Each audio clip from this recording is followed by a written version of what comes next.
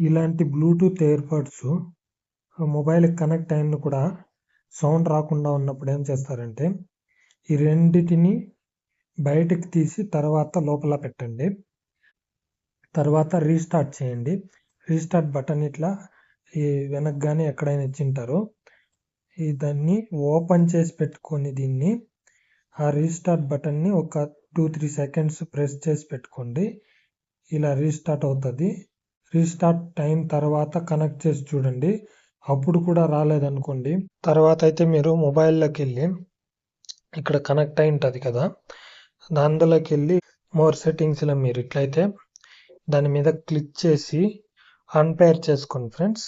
Unpaired అయిన తర్వాత మళ్ళీ దానిపైన అన్పేర్ అయి ఉంటుంది కదా, దానిపైన క్లిక్ చేసి పేర్ చేసి తర్వాత కనెక్ట్ చేసుకోండి.